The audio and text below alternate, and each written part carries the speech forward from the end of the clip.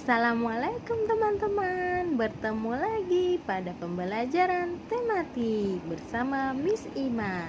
Kali ini teman-teman akan mempelajari tentang berbagai makanan tradisional serta tradisi yang ada di Indonesia.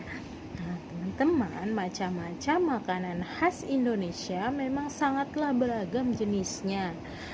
Sebagai negara kepulauan yang memiliki suku dan budaya, bangsa Indonesia memiliki ragam kuliner yang sangat mengagumkan. Hampir setiap daerah memiliki khas makanan yang memiliki cita rasa yang lezat. Keberagaman rempah-rempah yang ada di Indonesia juga membuat macam-macam makanan di Indonesia memiliki cita rasa yang khas. Hal inilah yang membuat kuliner Indonesia telah mendunia dan disukai oleh masyarakat mancanegara. Nah, teman-teman tahu nggak makanan apa itu yang terkenal sampai mancanegara? Nah, seperti rendang, bakso, sate, tempe, gudeg, gado-gado, nasi goreng, dan lain sebagainya. Siapa yang tak tahu jika rendang merupakan salah satu makanan khas Sumatera Barat yang sangat tersohor hampir seluruh penjuru dunia. Beberapa waktu yang lalu, rendang bahkan menempati posisi pertama dalam peringkat 50 makanan terenak di dunia versi CNN.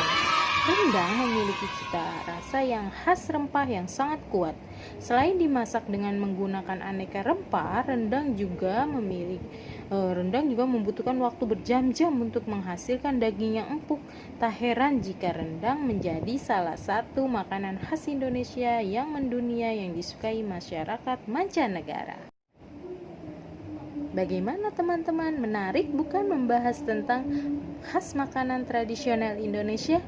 Nah, kali ini teman-teman akan melihat pembahasan tentang salah satu cemilan khas Indonesia atau lebih tepatnya pada masyarakat Betawi, yaitu dodol Betawi.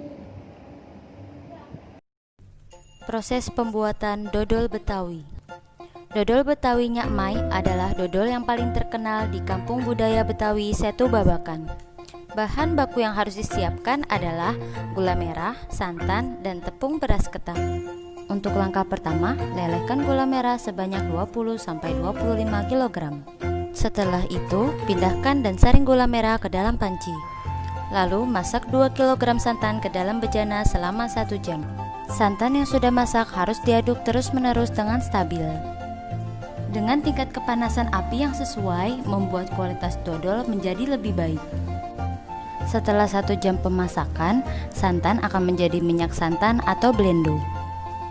Kemudian proses pencampuran dan penyaringan 15 kg tepung beras dengan 10 kg santan. Lalu campurkan gula merah dengan blendo ke dalam bejana. Aduk merata hingga adonan tercampur dengan sempurna. Setelah sekitar 10 hingga 15 menit pengadukan, tuangkan adonan beras ketan yang sudah dicampur ke dalam bejana. Setelah pencampuran dengan sempurna, aduk selama 8-9 jam untuk mendapatkan kualitas yang baik. Proses ini adalah proses yang paling panjang dan membutuhkan 2-3 orang untuk mengaduk dodol ini. Jika kekentalan dodol sudah cukup, dodol diangkat, dipindah, dan didinginkan selama 3 jam untuk proses pengemasan.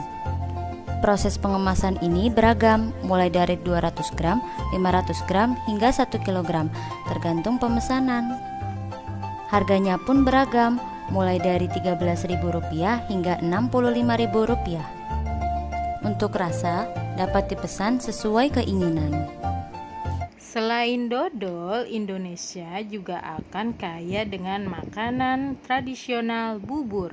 Berbagai suku bangsa di Indonesia memiliki makanan khas daerah berupa bubur. Berikut ulasannya. Bubur Tinutuan adalah makanan khas dari Manado, Sulawesi Utara. Pada bubur ini, semua sayuran tercampur rata dengan buburnya. Bubur lemu adalah makanan khas dari kota Solo, disebut juga jenang lemu. Bubur ini terbuat dari tepung beras yang dimasak dengan santan. Bubur dari Betawi atau bubur khas kota Jakarta ini dikenal dengan bubur AC. AC artinya asinan semur. Bubur papeda adalah bubur khas dari Papua. Bubur ini terbuat dari sagu. Teksturnya lengket seperti lem. Biasanya disantap dengan kuah kuning dan ikan tongkol.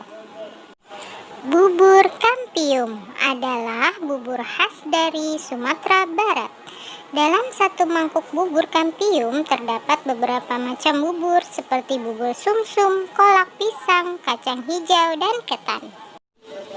Selanjutnya bubur gunting berasal dari daerah Banjarmasin, Kalimantan Selatan. Rasanya mirip seperti bubur sumsum. Adonannya dibentuk dengan cara digunting atau dipotong-potong. Makanan Indonesia juga mencakup kue-kue.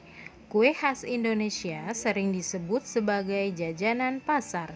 Kue khas Indonesia populer antara lain bakpia, klepon, tahu isi, getuk, bika ambon, lupis, lemang, dan onde-onde. Setelah tadi teman-teman mempelajari tentang makanan tradisional, teman-teman sekarang mempelajari tentang tradisi yang ada pada masyarakat Indonesia. Apa sih itu tradisi? Tradisi merupakan peninggalan leluhur yang sampai sekarang masih dilakukan. Suatu tradisi yang masih ada di masyarakat sangat erat hubungannya dengan suatu kepercayaan yang mereka anut. Tradisi masyarakat Jawa. Upacara ngruat merupakan upacara yang bertujuan untuk menyingkirkan bahaya yang mengancam anak tunggal atau berdasarkan kriteria yang lain dari raksasa yang bernama Batarakala. Untuk itu diadakan pertunjukan wayang dengan lakon Purwakala.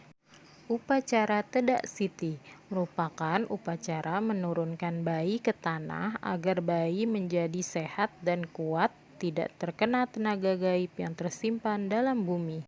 Upacara Kenduri untuk memperingati meninggalnya seseorang, yaitu pada hari ketiga, ke-7, ke-40, 100, 365, dan 1000. Selanjutnya, tradisi masyarakat Jawa yaitu upacara menolak hujan oleh pawang hujan yang berhubungan dengan perayaan yang dilakukan seseorang. Selanjutnya, tradisi pada masyarakat Bali. Pada masyarakat Bali, upacara pemotongan gigi untuk bertujuan menunjukkan kedewasaan seseorang. Upacara Ngaben yaitu upacara pembakaran jenazah. Akan tetapi ada juga di desa Trunyan jenazah tidak dikuburkan di dalam tanah dan tidak dibakar, akan tetapi diletakkan di atas tanah. Selanjutnya, tradisi yang ada pada masyarakat Dayak. Pada tradisi masyarakat Dayak, jika seorang meninggal dunia, maka jenazahnya dikuburkan. Setelah sekian lama, kuburannya dibongkar kembali dan diadakan upacara penguburan kedua. Dapatkah teman-teman menyebutkan contoh tradisi masyarakat lainnya? Nah teman-teman, demikian ulasan penjelasan dari Miss mengenai makanan khas tradisional Indonesia serta tradisi yang ada di masyarakat Indonesia. Nah teman-teman, Miss punya challenge nih, yuk ikutan. Oke, silahkan baca ketentuannya sebagai berikut. Oke, terima kasih atas pertemuan kali ini. Sampai ketemu di pertemuan selanjutnya. Wassalamualaikum warahmatullahi wabarakatuh.